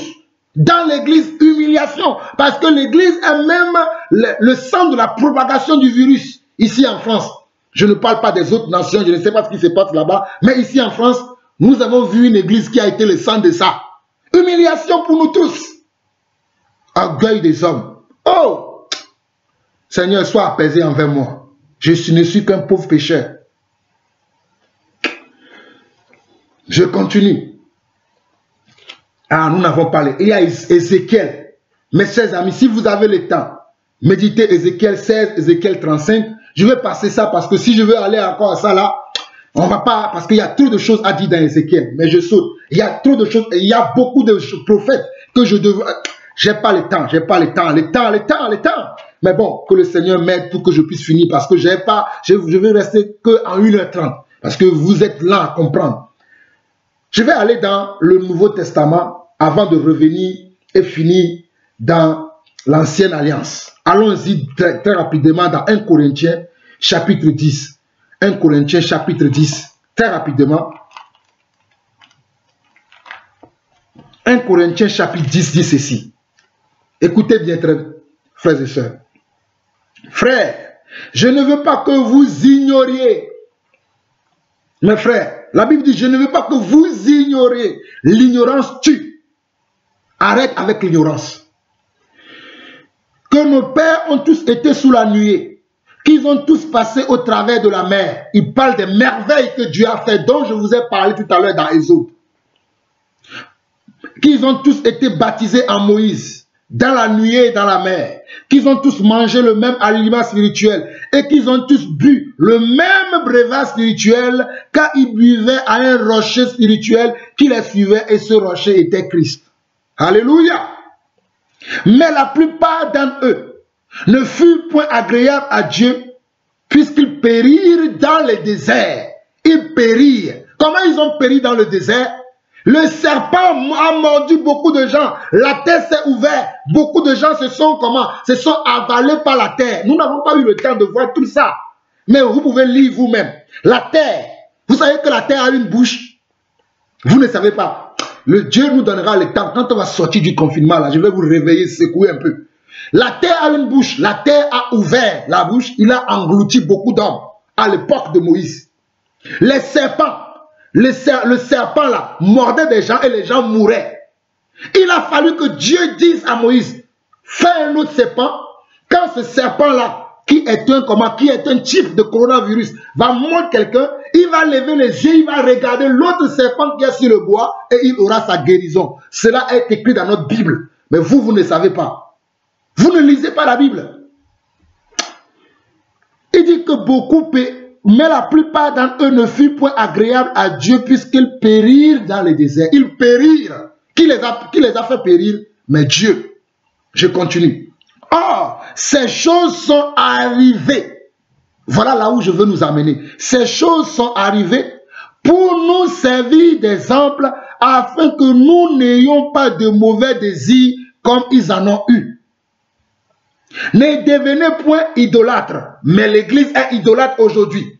On adore Jean-Paul Lawson comme si c'est Jean-Paul Lawson qui est allé à la croix. On adore les gens comme Nuno Pedro, les gens comme Joël Tatou Francis, les gens comme Mamadou Karambiri et tous ces consorts, les faux pasteurs, les rafles, on les adore. On adore le pape au Vatican. On vient s'agenouiller devant lui, lui il fait comme ça. Dominus Babiscou et tout spiritu tout. Voilà ce qu'on fait dans l'église. Et vous ne voulez pas la colère de Dieu. Ne devenez point idolâtres comme quelques-uns. Dans eux, selon qu'il est écrit, le peuple s'assit pour manger et pour boire, puis ils se levèrent pour se divertir. Ne nous livrons point à la débauche comme quelques-uns d'entre eux qui s'y livrèrent, de sorte qu'il en tombait 23 000 en un seul jour. En un seul jour, 23 000 sont morts. Tout à l'heure, je n'ai pas le temps de vous de prendre dans mon téléphone le nombre de morts qu'il y a déjà eu à cause du coronavirus. Regardez, 23 000 sont tombés en un seul jour. À cause de quoi? À cause de la colère de Dieu. De la méchanceté de leur cœur et la colère de Dieu a frappé. Ne tentons, verset 9, ne tentons point le Seigneur comme le tentaient quelques-uns d'entre eux qui périrent par les serpents. Voilà, je l'ai dit tout à l'heure, qui périrent par les serpents. Quelques-uns qui périssent, je vais écrire ma Bible moi aussi, qui périssent par le coronavirus. Voilà, qui périssent par le Covid-19. Ne murmurez point comme murmuraient quelques-uns d'entre eux qui périssent par l'exterminateur. Ah, qui périssent par quoi? L'exterminateur. Allez lire, vous ne comprenez pas les Écritures. Allez consulter Exode, vous allez comprendre beaucoup de choses. Verset 11, il dit quoi? Ces choses leur sont arrivées pour servir d'exemple et elles ont été écrites pour notre instruction à nous qui sommes parvenus à la fin des siècles. Voilà ce que nous devons comprendre par rapport à ce qui se passe. Réfléchis au Ecclésiaste 7, verset 14. Je vais tellement citer ce verset qu'à la fin de cet enseignement, tu vas le connaître par cœur. Ecclésiaste 7, verset 14. Le jour du malheur, le jour du bonheur, sois heureux. Alléluia. Hier qui est passé là. C'était pour mon épouse et moi notre 12e année de mariage. On a béni le Seigneur, on était heureux. Mais en même temps, comme il y a aussi le malheur qu'il y a dans le monde, nous avons commencé à réfléchir. Nous avons commencé à réfléchir, nous avons commencé à intercéder pour nos familles, nos frères et sœurs. Nous avons intercédé pour nos familles. Après, nous avons commencé à appeler les membres de nos familles. Comment ça va? Vous allez bien? Restez chez vous. Voilà ce qu'on a fait. Hier, samedi 28 mars, c'est ce que nous, moi et mon épouse, nous avons fait. Parce qu'il dit le jour du bonheur, sois heureux. Mais le jour du malheur, réfléchis. On nous dit que ces choses-là sont arrivées pour servir d'exemple et elles ont été écrites pour notre instruction à nous qui sommes parvenus à la fin des siècles. Ainsi donc que celui qui croit être debout prenne garde de ne pas tomber. Voilà. Toi qui crois que tu es debout aujourd'hui là, fais attention de ne pas tomber, car le coronavirus là, il est grave. Le coronavirus là, il est très grave. Mais si tu es un enfant véritable, tu seras toujours à Gozen. Il distinguera entre le méchant et le juste. Dieu fait toujours une distinction entre le méchant et le juste. Si tu es juste, tu ne seras pas touché. Mais si tu es méchant, Hey! Prends garde à toi. Commence à te repentir pour que Dieu puisse épargner ta vie. Voilà le message que j'ai pour toi. 1 Corinthiens chapitre 11. Très rapidement. 1 Corinthiens chapitre 11. Nous pouvons lire à partir du verset 28 jusqu'au verset 32. Regardez bien. 1 Corinthiens chapitre 11. Et là, je ne suis plus dans l'ancienne alliance. Je suis dans le Nouveau Testament. 1 Corinthiens chapitre 11, verset 28 au verset 32. Il est écrit. Que chacun donc s'éprouve soi-même et qu'ainsi il mange du pain et boive de la coupe. Car celui qui mange et boit sans discerner le corps du Seigneur mange et boit un jugement contre lui-même. C'est pour cela qu'il y a parmi vous beaucoup d'infirmes et de malades et qu'un grand nombre sont morts. Donc, les gens sont dans l'église, mais il y a beaucoup qui sont devenus infirmes.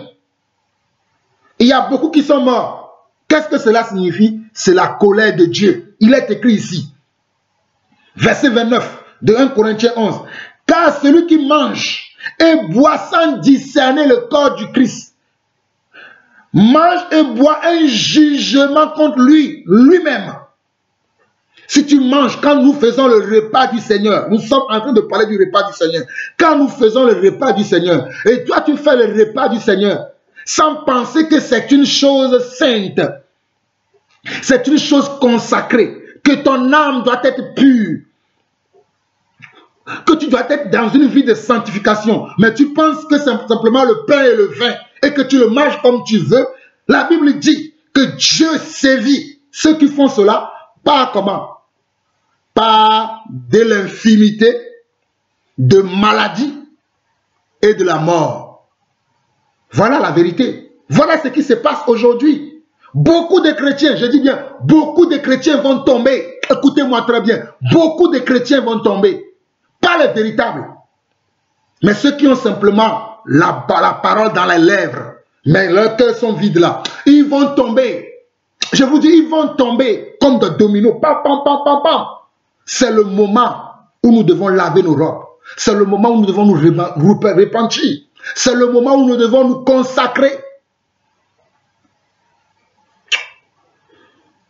Verset 31, il dit, si nous jugeons nous-mêmes, nous ne serons pas jugés. Mais quand nous sommes jugés, nous sommes châtiés par le Seigneur, afin que nous sommes châtiés par le Seigneur, afin que nous ne soyons pas condamnés avec le monde.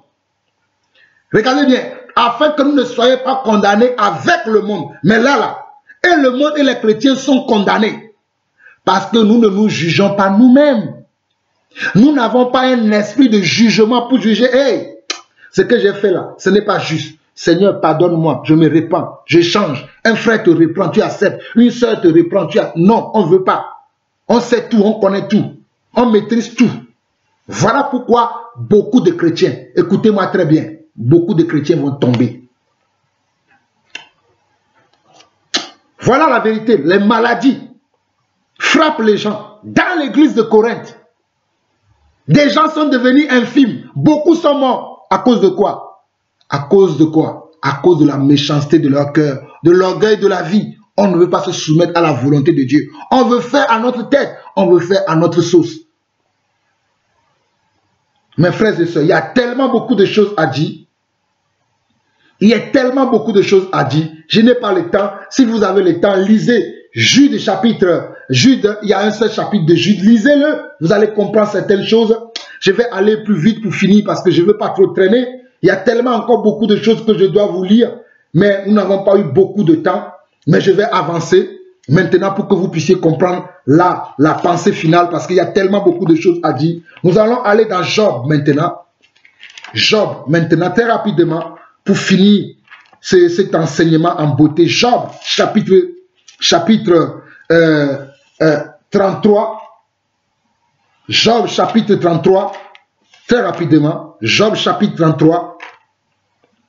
Verset 14, qui dit ceci. Dieu parle cependant tantôt d'une manière, tantôt d'une autre, et l'homme n'y prend point garde. Il parle par des songes, pas des visions nocturnes, quand les hommes sont livrés à un sommeil profond. Quand ils sont endormis à leur couche, alors il leur donne des avertissements. Alors il leur donne comment? Des avertissements. Le coronavirus est un avertissement. Il met le sceau à ses instructions afin de détourner l'homme du mal et de le préserver de l'orgueil. Écoutez-moi très bien. Et de le préserver de l'orgueil. Afin de garantir son âme de la fosse et sa vie des coups de glaive. Par la douleur aussi, l'homme est repris sur sa couche. Regardez, verset 19. Nous sommes dans Job 33, le verset 14 au verset 19. On dit, par la douleur aussi, l'homme est repris sur sa couche. Par la douleur, l'homme est aussi repris. Par la douleur, Dieu te reprend aussi. Des fois, Dieu ferme certaines choses pour que tu aies mal parce qu'il a envie de te reprendre. Allez lire Hébreux chapitre 12. Nous n'avons pas le temps. Allez lire Hébreux chapitre 12. La Bible dit dans Hébreux chapitre 12 que c'est comme si Dieu nous châtie. Nous n'avons pas le temps de méditer tout ça. Mais je vous donne les passages. Hébreux chapitre 12, c'est écrit, mais je ne peux pas le lire parce que je vois l'avancement de la vidéo. Je suis déjà à 1h25. Job 33, Dieu parle. Verset 14 au verset 39. Proverbe 16, allons-y rapidement. Proverbe 16, le verset 4. Vous qui dites que non, le coronavirus n'a rien à voir avec Dieu. Oh, c'est les francs-maçons. Oh, ceci, cela. Oh, les Illuminati. Oh, ce n'est pas encore célibataire. Arrêtez, arrêtez, arrêtez. Je vous arrête un instant. Proverbe 16. Proverbe 16, verset 4 qui dit, l'Éternel a tout fait pour un but. Oh, j'aime la parole. L'Éternel a tout fait pour un but. Le problème, c'est que Ecclésiaste 7, 14, tu dois le mettre en pratique. Réfléchis pour savoir pour quel but le coronavirus est là aujourd'hui. C'est ça que nous, enfants de Dieu, nous devons comprendre. L'Éternel a tout fait pour un but. Même le méchant pour le jour du malheur. Alléluia. Même le méchant pour le jour du malheur.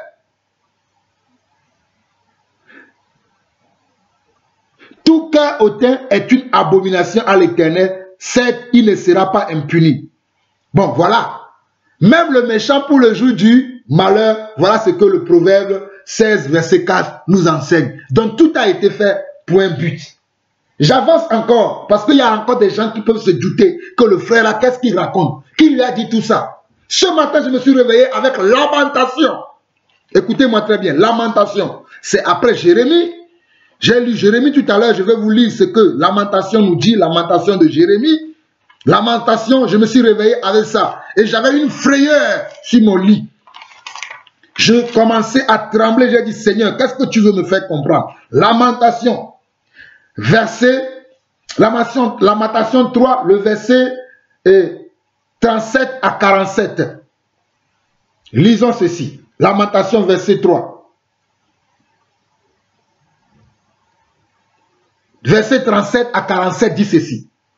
Qui dira qu'une chose arrive?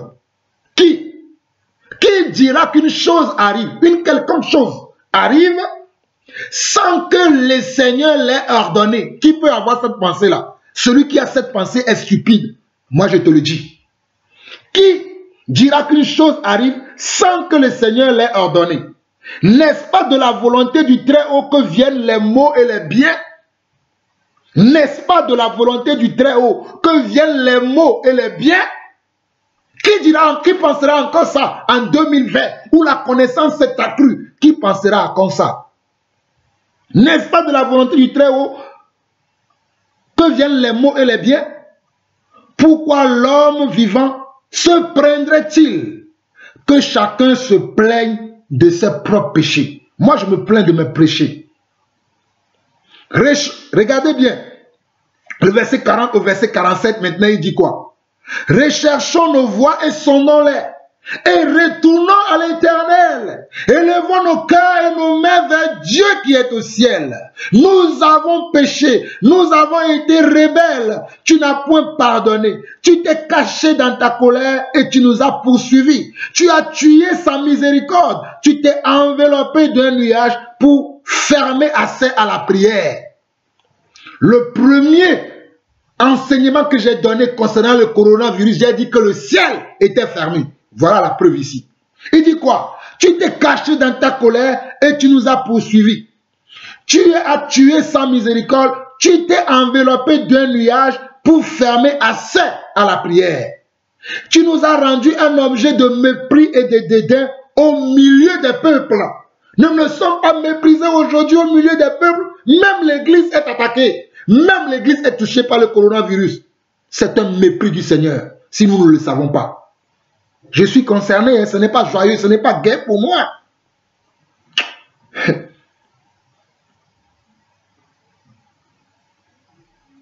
Verset 46, ils ouvrent la bouche contre nous. Tous ceux qui sont nos ennemis. Notre partage a été la terreur et la fosse, le ravage et la ruine.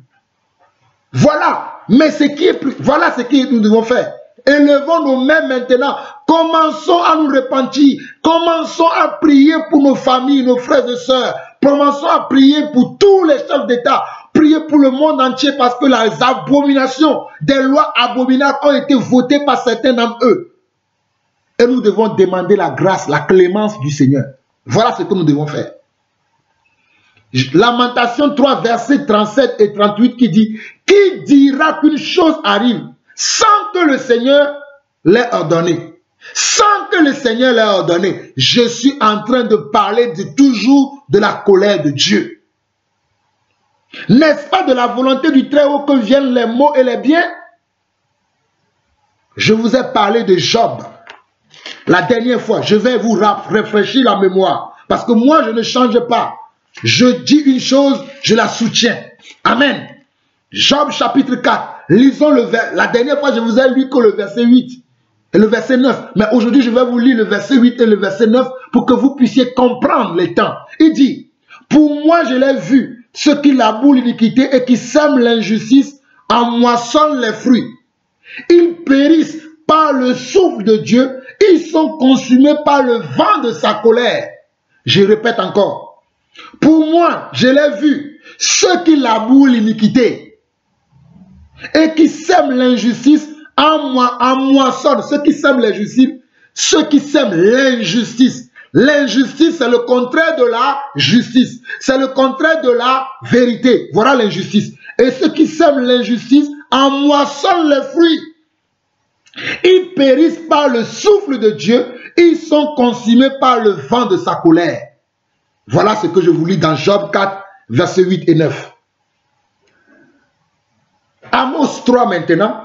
Amos 3, très rapidement. Ah, 1h30, je suis arrivé. Hein, et permettez-moi de vous lire Amos 3. Il y a encore beaucoup de choses à lire. Mais je pense que vous avez beaucoup l'intelligence pour comprendre ces choses. Je ne vais pas continuer à m'attarder. J'ai dit assez déjà pour que vous puissiez comprendre. Amos 3, nous allons lire le verset 6 à 7 qui dit ceci. Sonne de la trompette dans une ville, sans que le peuple soit dans l'épouvante. Arrive-t-il un malheur dans une ville, sans que l'Éternel en soit l'auteur? La même chose que le prophète Jérémie a écrit dans Lamentation. La même chose, le prophète Amos aussi le dit. Oh! Écoutons les Écritures. Regardez. Sonne de la trompette dans une ville, sans que le peuple soit dans l'épouvante. Arrive-t-il un malheur dans une ville, sans que l'Éternel en soit l'auteur? Le malheur qui est en train de sévir dans le monde entier là, c'est l'Éternel qui est l'auteur. Voilà ce que moi je peux vous dire. Que vous soyez d'accord ou pas, moi le Saint-Esprit m'a convaincu, je préfère suivre le Saint-Esprit. Verset 7, il dit, car le Seigneur l'Éternel ne fait rien sans avoir révélé son secret à ses serviteurs les prophètes. Amen. Amen et amen. Car le Seigneur, alléluia, oh, ne fait rien sans avoir révélé ses secrets à ses serviteurs les prophètes. Aujourd'hui, par la parole du Tout-Puissant, je vous ai révélé la pensée de Dieu. Maintenant, si vous voulez être encore dans les commérages, les fake news, les oui, ce n'est pas Dieu, les non, ce n'est pas Dieu, les oui, c'est Dieu, c'est votre histoire. Mais moi, je vous ai révélé ce que j'ai reçu selon l'Esprit. Et je ne suis pas le seul. Beaucoup d'autres pourront compléter plus tard. Beaucoup d'autres pourront aller plus loin plus tard. Beaucoup d'autres ont reçu mieux que moi. Mais voici ce que j'ai reçu en tant que serviteur sur la terre pendant que ces choses se passent. Pour l'instant, je vais finir. Il y avait encore beaucoup de choses que j'ai notées, mais que nous ne pouvons pas lire. Ceux qui seront intéressés, vous pouvez me contacter. Inbox, nous parlerons, même si je ne suis pas sur les réseaux sociaux, nous pouvons parler entre nous parce que nous restons toujours des frères. Moi, je n'ai aucune rage contre qui que ce soit. Nous sommes des frères. Soyez bénis. Maintenant, je salue mon frère Barouani. Oh, alléluia. Mon jeune frère Barouani, sois béni. Que la grâce de Dieu te soit multipliée au nom du Seigneur puissant. Mon frère Barouani a eu une pensée merveilleuse que Dieu a mis dans son cœur et je le partage à 100%. Voilà pourquoi je conclus cet enseignement et exhortation aussi en même temps, à lancer un appel à tous nos frères et sœurs de l'Occident, je dis bien de l'Occident, s'il y en a en Afrique qui peuvent aussi se manifester, gloire à Dieu, mais je parle spécialement à ceux qui sont en Occident, c'est-à-dire ceux qui sont en Europe, au Canada, aux États-Unis, en Australie, en Angleterre, un peu partout dans le monde, surtout en Occident. Si vous pouvez aider nos frères qui sont en Afrique, hein, nos frères qui sont en Afrique ou bien certains qui sont en Asie, dans certains endroits dans le monde où ils n'ont pas assez pour avoir de la nourriture, voilà maintenant, parce que nous sommes confinés dans les maisons et les gens ne mangent pas assez. Moi, je rends grâce à Dieu, j'ai de quoi manger. Le Seigneur a pourvu à tous mes besoins. Je rends grâce à Dieu pour cela. Mais nous avons des frères et sœurs dans le monde qui manquent de l'eau, qui manquent de la nourriture, qui n'ont pas un salaire garanti comme nous. Donc, le frère a eu cette idée que nous puissions en ce temps-là mettre ce que nous pouvons, chacun selon ses besoins, chacun selon ce qu'il peut. Nous n'obligeons personne. Je répète encore, nous n'obligeons personne. Nous vous appelons à assister nos frères maintenant dans le monde. Voilà, dans ce coronavirus, ce que nous devons faire, c'est ça. C'est assister nos frères dans le monde. C'est de les assister. C'est d'être avec eux. Et pour les assister, si quelqu'un a 1 euro, ça peut servir. 1 euro, ça fait 650 francs CFA. Ça peut aider les gens là-bas en Afrique. Donc, si vous voulez faire, vous voulez être dans ce projet d'amour et de manifestation de l'amour, et surtout, bien sûr, et surtout, oh alléluia, de la libéralité, joignez mon frère. Ce n'est pas moi qui gère cette affaire-là. C'est mon frère Barouani Enzo que je salue. C'est lui qui gère cette affaire. Dirigez-vous vers lui. Si vous voulez, écrivez-moi en inbox. Je vous donnerai ses contacts. Vous pouvez le contacter. Vous lui donnez ce que vous pouvez et il va s'en charger de faire ce qu'il faut. Parce que c'est à lui que Dieu a mis ce fardeau. Ce n'est pas à moi, mais c'est à lui que Dieu a mis ce fardeau-là. De pouvoir s'occuper de nos frères un peu partout dans le monde. Mais j'aimerais compléter en disant ceci. Alléluia. Si vous voulez me contacter, si vous me contactez, je vous enverrai vers lui. C'est parce que c'est lui qui gère cette affaire-là. Bon, mais moi j'aimerais vous dire ceci. Moi-même qui vous parle, j'ai essayé hier de contacter certaines personnes de ma famille, de mes amis, à qui dès lundi là, parce que je sais qu'ils sont dans la difficulté, je vais leur envoyer quelque chose pour pouvoir les aider. Amen. Et certains parmi eux ne sont pas des chrétiens. Nous, on a toujours tendance à aider les chrétiens. La Bible dit, effectivement, dans Galates chapitre 6, que si nous avons l'occasion de pratiquer le bien, nous devons le pratiquer d'abord envers nos frères dans la foi, mais n'oublions pas aussi ceux qui ne sont pas nos frères dans la foi. Voilà ce que moi je veux ajouter. Nous ne sommes pas là pour faire du bien qu'à nos frères, mais nous devons aussi se souvenir de ceux-là qui ne sont pas nos frères dans la foi. Quand le soleil se lève sur le ciel, il se lève pour le juste et il se lève pour le méchant. Voilà ce que moi j'ai à ajouter à la pensée de mon frère Barouani. Donc moi, personnellement, moi-même, j'ai décidé de soutenir certains frères qui sont dans la foi et de soutenir aussi, pendant ce temps-là, d'autres qui ne sont pas dans la foi. Je n'ai pas besoin de vous dire les noms ou de faire. C'est ce que Dieu m'a mis à cœur et je vais le faire dès ce lundi. Voilà ce que je vais faire. Même ici en Europe, nous pensons simplement que ce sont les gens qui sont en Afrique, qui sont dans les besoins. Mes frères, détrompez-vous. Même ici en Europe, au Canada, en Australie et partout, il y a peut-être des frères que nous avons qui sont dans les besoins. Mon frère, ma soeur, si tu es dans un besoin quelconque, tu as besoin de soutien de la part d'un frère, de la part d'une soeur, manifeste-toi. Nous avons besoin de vous soutenir, nous avons besoin de vous aider selon le peu de moyens que nous avons. Nous n'avons pas de grands moyens, mais le peu que nous avons, nous voulons le mettre à disposition de l'Église. Mon frère, ma soeur, ce mois de mars et d'avril, que cela soit un mois de semence pour toi, sème dans la vie d'un frère, sème dans la vie d'une soeur, pour que le nom du Seigneur soit glorifié. Moi-même, je vais le faire. Mais je t'incite, toi aussi, mon frère, à le faire pour la gloire de notre Dieu. Alors, mes frères et sœurs, voici les mots que j'avais à vous adresser. Je vous l'ai dit dans la vidéo. Je suis en train de réfléchir. Je suis en train de mettre en pratique Ecclésiaste 7, le verset 14. Je ne serai plus sur les réseaux sociaux. Moi, je fuis les distractions. Je vais commencer à intercéder. Je suis déjà dans l'intercession depuis quelques jours, mais je vais intensifier mes intercessions, que ce soit pour l'Église, que ce soit pour moi-même et ma famille, que ce soit pour le monde entier, pour que la colère de Dieu soit apaisée. Soyez bénis, que l'amour du Seigneur soit avec vous. Si vous voudriez nous contacter pour quelque raison que ce soit, je suis joignable au 00 33 6 23 61 03 15. Je vais parler aujourd'hui avec le frère Barouani pour lui dire, est-ce que je peux donner ses contacts à des personnes qui vont me contacter? S'il me dit oui, je vous le donnerai. Moi, je l'ai donné directement parce que moi, je suis joignable pour tout le monde, parce que nous savons que le Seigneur veille sur nous. Oh, mes frères et sœurs, soyez en paix, soyez en paix, soyez en paix, car Jésus a dit, je vous laisse ma paix, je ne vous donne pas comme le monde donne. Donc, moi, je suis dans la paix du Seigneur, et c'est ainsi que je vous dis shalom, shalom et shalom.